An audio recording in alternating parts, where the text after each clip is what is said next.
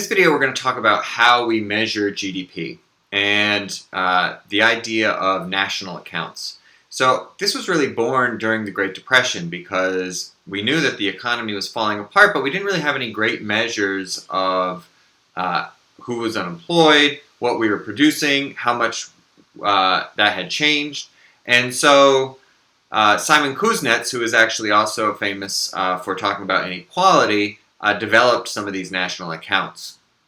And so it's how we sort of measured overall output and expenditure, which we know we call gross domestic product.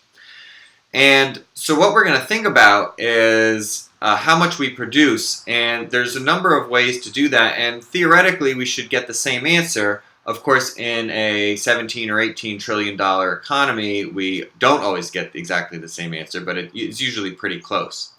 So what we're interested in is really the value added that all the firms produce. And a value added means how much value did you add to all of those inputs before you sold them. And so that theoretically is equal to all of the income in an economy. That income includes wages and salaries, profits, interest, etc. And those two should be equal. So gross domestic product and gross domestic income, by definition, should be equal. Oftentimes, the way we'll look at an economy is based on spending. So we'll decide, all right, well, was this a consumer purchase? Was this a business investment? Was this a government purchase? And so we'll look at all the different entities that bought the products and services that the economy produced and break it up that way. We can also look at the types of different products that were made. So we can break it up by durable goods like cars and refrigerators, non-durable goods like clothes, services, right, like education and healthcare. And so we can see, where the most value added is being produced in the economy. And of course, that's changed a lot over the last 200 years, where most of the production was agricultural. And now we live in a world where most of the production is services. So we'll look at all of these different pieces as we go through this chapter. So when we look at GDP by expenditure, by spending, we break it up into 4 or 5 pieces, depending on how you want to look at it. So consumption for a country like the United States is the biggest piece, and we'll see this in just a minute. So it's all the spending on consumer goods. It also includes, and which is important to note, a measure of all the housing services, even if you own your own house.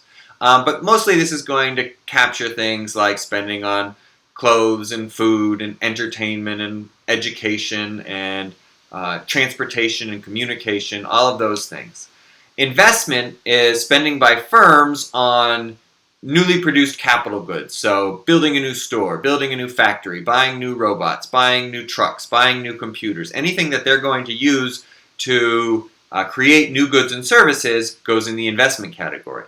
Another big piece of the investment category, especially in the United States, is building new homes. And so we call that residential investment, and that goes in the investment category, whereas housing services, the services we get from the existing housing, goes into consumption. Then we have government spending. We already saw in one of the earlier chapters that government spending can vary a lot depending on the country, right? In the United States, of course, we have the federal government, state government, and local governments, which could be towns, cities, or counties.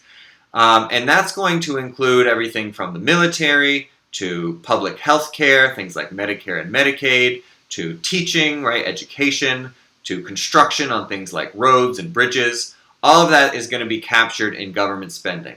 What it's not going to include is what we call transfers. And now a transfer is a payment from that the government makes, but it's not for any service, right? So if we think about Social Security benefits, benefits that people get when they retire, then that's a transfer. It goes from taxes from people who are working. The government collects those taxes and then sends out Social Security benefits. We don't include it in GDP because nothing's being produced. But we will often include it when we look at, for instance, the government budget, because it's important to know whether or not all the taxes that are being collected are enough to pay out all of not only the government spending, which is captured in G, but also the transfers as well.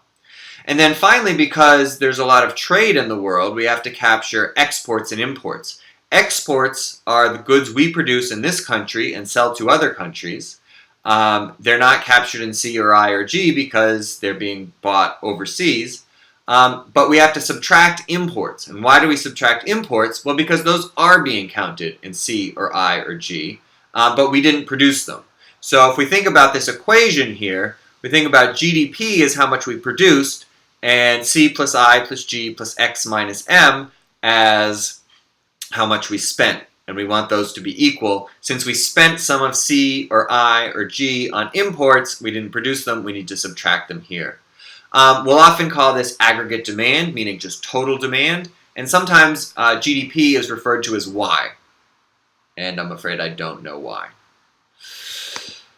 Alright, so if we look at the breakdown in terms of each piece in different countries, we can look at the US, the Eurozone as a total, and then a more developing country like China. We can definitely see some differences. So consumption in both the US and the European countries, which are also developed countries like the United States, we see that consumption is larger. Now, one thing we see that's a big difference is that government spending is a bit larger in the European countries. They tend to do more spending on things like healthcare, and so consumption spending is a little bit lower than it is in the US. Investment's just about the same, about 19%. That can vary. We'll see a little bit later that investment's the most volatile piece of GDP. Change in inventories just means something we produced today but we haven't sold yet. So if it's positive, that means we produced more than we sold. If it's negative, it means we sold more than we produced. It's usually a small piece. Exports and imports are a much bigger piece of GDP than in the European countries than they are in the US. The US, we have a trade deficit, meaning our imports are larger than our exports. The European countries in total have a trade surplus, as does China. Now, just keep in mind that as a world, right, all the countries together, we have balanced trade. So there can be no trade deficit or trade surplus in total, at least not until we start trading with China. With Mars. Sorry, that joke didn't work.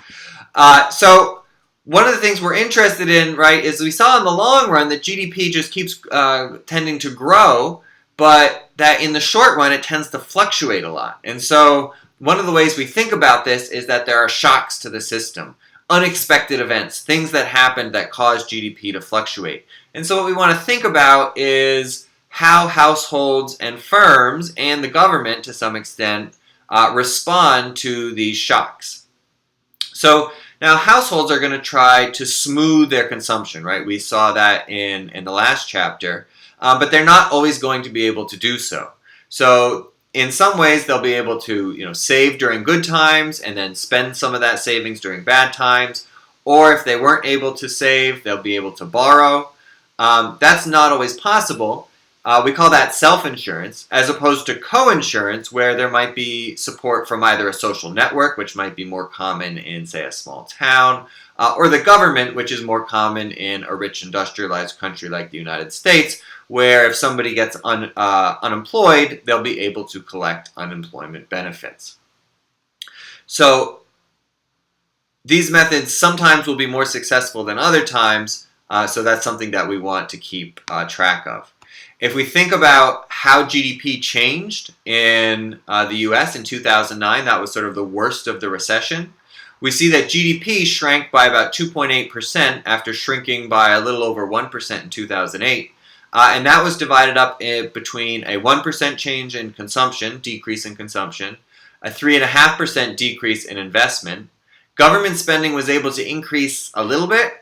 Keep in mind that the stimulus package, the American Recovery and Reinvestment Act from the newly minted Obama administration, was just passed in 2009, so a lot of the spending increases happened in 2010 and 2011.